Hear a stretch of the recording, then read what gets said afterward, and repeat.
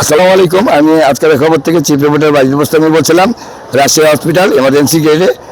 আমি এখানে এসে দেখলাম অহতুক রিক্সা এবং অটো এখানে গ্যাঞ্জাম করছিল। একটা অ্যাম্বুলেন্স ঢুকার মতো শক্তি ছিল না।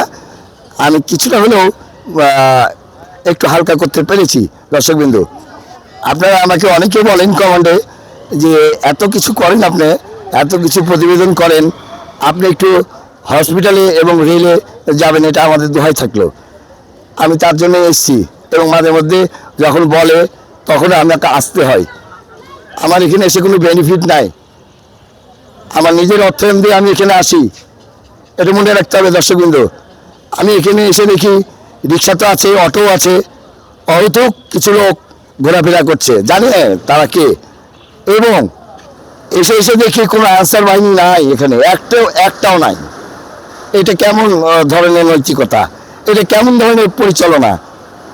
পরিচালক কি দেখে না এই বিষয়গুলো? প্রতিটা জায়গাতে সিসি ক্যামেরা লাগানো আছে, সে তো মনিটরিং করে, কেন এইগুলো দেখে না? যাই হোক, আমি আর কিছু বলবো না। দর্শকবৃন্দ, আমার চ্যানেলের সঙ্গে থাকবেন, আপডেট পাবেন। ধন্যবাদ।